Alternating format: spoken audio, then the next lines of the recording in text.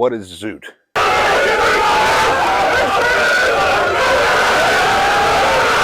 This is ZOOT. At ZOOT level 1, you have realized that getting hyped up before a lift makes you stronger. It helps you to hit a PR. Everyone else can go to the gym and be casual and social and not take it seriously, but not you. You're going to put on your music. You're going to rip your nose torque. You're going to drink your caffeine, and you're going to look at the last text message from Diane that you keep telling yourself you're going to delete, and you're going to go rip a PR. At ZOOT level 1, you feel like a warrior, but you will find that sometimes lifts are inconsistent. Your form changes. Your hips come up off the bench when they never do that. Your back rounds out in the deadlift when they never do that. And you can start to feel like this whole thing is just a gamble. You are now at ZOOT level 2, where you need to take a screenshot of this diagram. What this is a way of explaining that as technical demand increases in a lift, so the appropriate level of psychological arousal decreases in a lift. To use an extreme example, imagine ripping nose torque, putting on your favorite song, and then trying to button up the tiny buttons on baby doll clothes for time. You wouldn't expect it to go well. So why do you get as hyped as possible for your most technical movements? Practically, this means that something with a long kinetic chain and something you're not familiar with, like a circus dumbbell for most people, needs to be approached at about a 2 out of 10 intensity. Most overhead movements do, but something that has relatively low technical demand, like a farmer's walk or a sandbag pick, crank it up to 11 and have fun.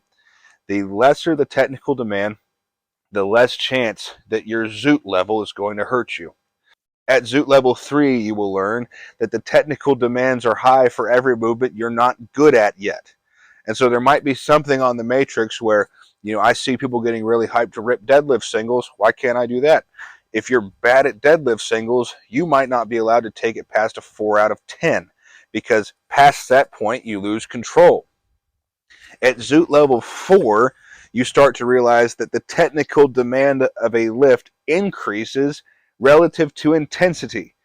Your ability to move on purpose at level 4 is really easy at 75 or 80%, but once you get past 85, 90, 95%, suddenly you're not moving on purpose anymore. You're just trying to get the bar from A to B, and whatever happens, happens. You must train right on that line where you can still move on purpose, but just barely, and raise that intensity level.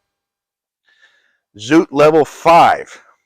You will learn that training with the same weight session to session to session, but with a lesser psychological intensity, is a progression and makes you stronger. Session 1, I walk in with caffeine and my favorite music, and I hit 4x8 at a given weight. Session 2, I take out the caffeine, I keep the music in, and I hit the same weight.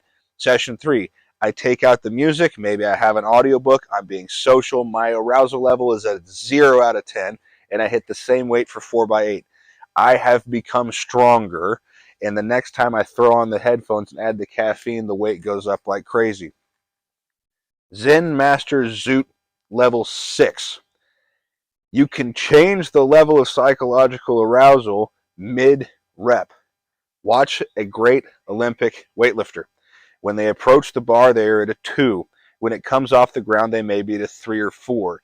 During the middle of the clean, I see them at a 6 or 7. They're back to a 2 at the shoulders, and then the moment they apply force to jerk the bar overhead, they are at a 10. This is the pinnacle of modulating your ZOOT, is the ability to know exactly which movements need it, at what point in the movements, and at what point during your training. For the rest of us, have some fun. Put on Linkin Park, rip some nose torque, but maybe be a little bit choosier about which sets and which movements you use it on.